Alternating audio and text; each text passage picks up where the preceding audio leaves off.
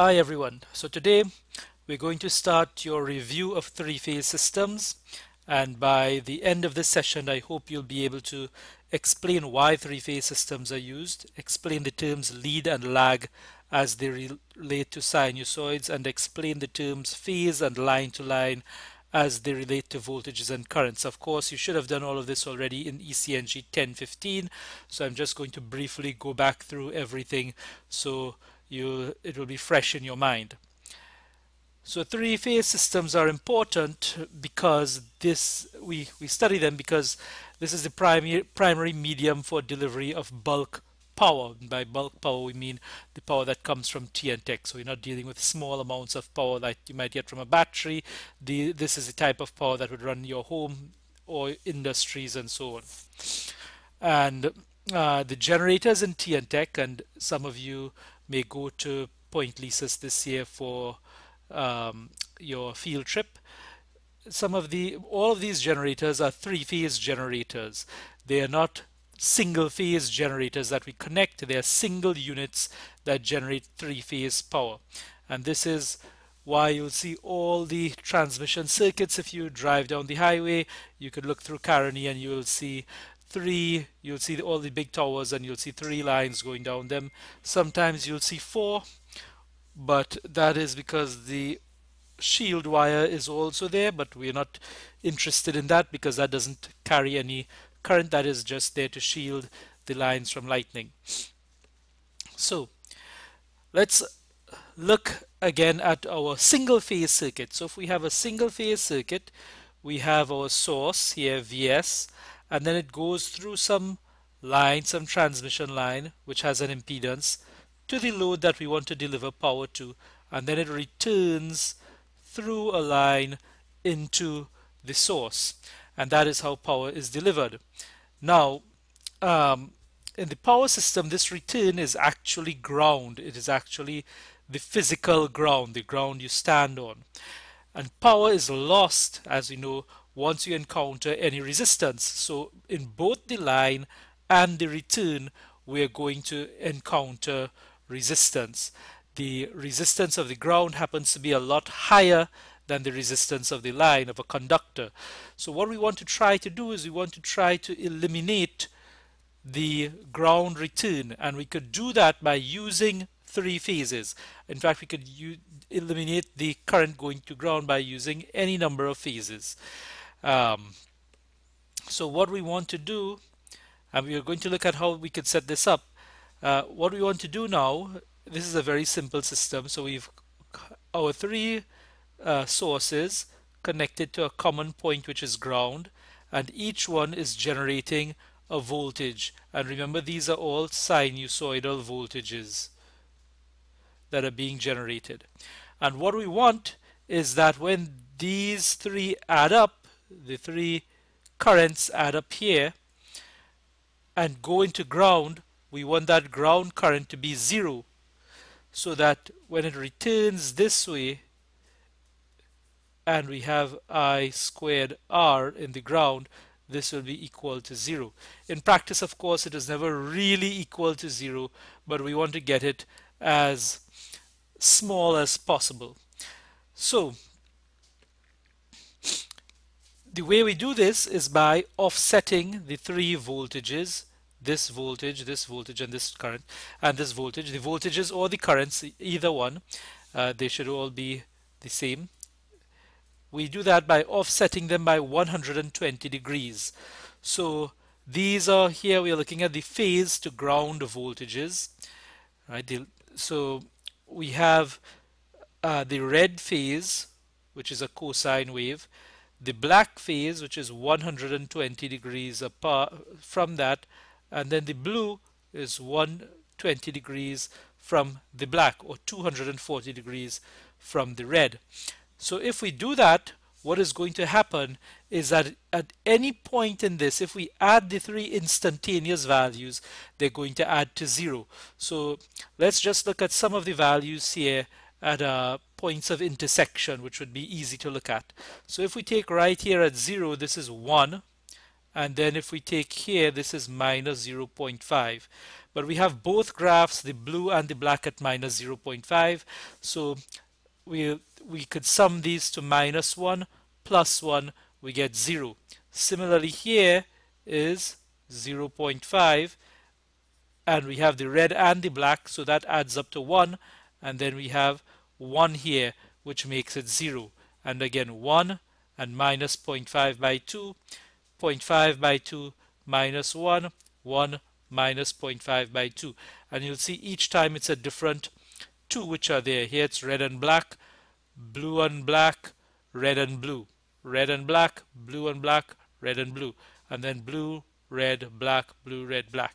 So which of the two voltages are positive and which one is negative, or which of the two currents are positive and which one is negative, alternates, but the sum at each time is equal to 0, which means that when the currents enter here, even though the currents through each one of these components is non-zero, when they add up, they're equal to 0.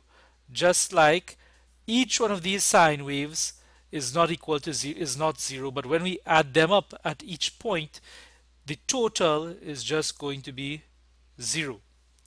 So that is how we could effectively remove the ground conductor, remove the need for a ground conductor, or reduce the losses coming back through the physical ground.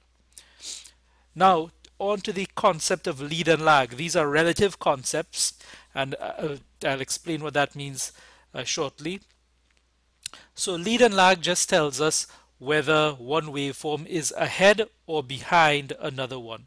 From the diagram, we will say that red leads black, which leads blue, because we see red comes ahead. Now remember, usually we read left to right, so if we just look at a diagram, what is on the right hand side looks like it's ahead, but really this is in time. So the one that is ahead is the one that comes earlier in time. So the red is ahead of the black, which is ahead of the blue. And if we want to see it mathematically, once we write the equations as cosine equations, then positive phase angles lead and negative phase angles lag.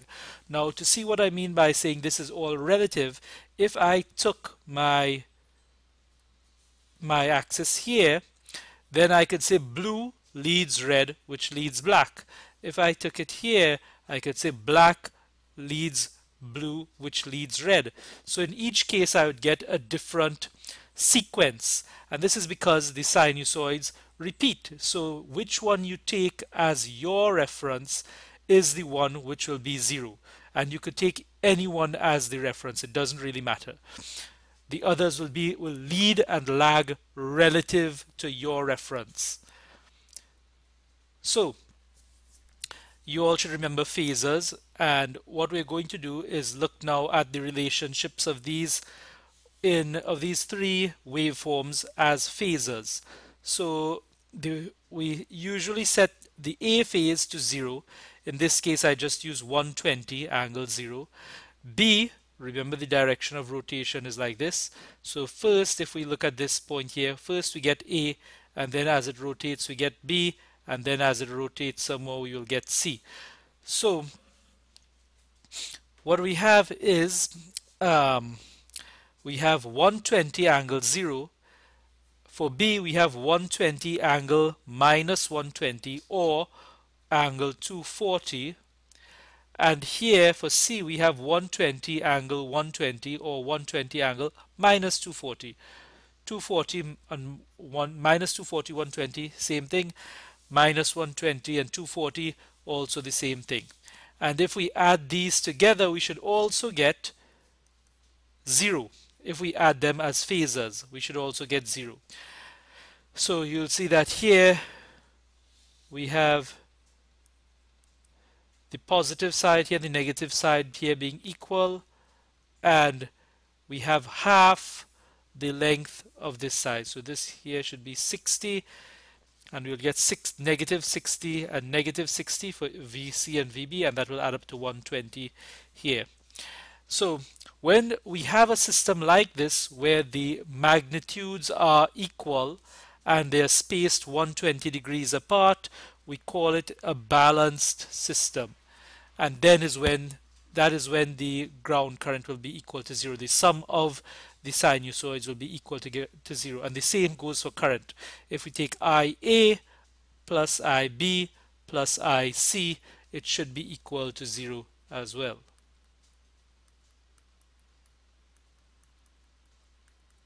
And notice I didn't say IAN or IBN or ICN because this is the current through the line. It is not, whereas this is the voltage across A and N. So there are 2 points involved in this, whereas for the current there is just one line involved. So we've spoken so far about the phase voltages. Now to the concept of line-to-line voltage, and we use line-to-line voltages because we usually don't have access to a ground measurement. So it is more practical, it is more feasible to do our measurement just between two lines. So the line-to-line voltage then would not go from the line to ground as in the case of a phase voltage, but it would simply be measured between two lines. So to get the line-to-line voltage mathematically, we simply, if we want the voltage between A and B, this is VAN minus VBN, which is VAN plus VNB. Now, even though the phase voltages, and you'll see I have this in the note here, even though the phase voltages have the same magnitude, remember they're displaced by an angle, so we won't get zero. And if you want to see that on the phasor diagram, we have here EA, EB, EC, EAN, EBN, ECN. These are the phase voltages. And now if I want to get the line-to-line voltages, starting at A, I'm going to go from A to the one before it, so A to B, and this would give me, if I say EAN minus EBN, I'm going to get a vector going from B to A, like this. And that vector is what I have here. I've just started it at 0. Similarly, if I go to B, so from when I started at A, I went from A to B, which is the one before it.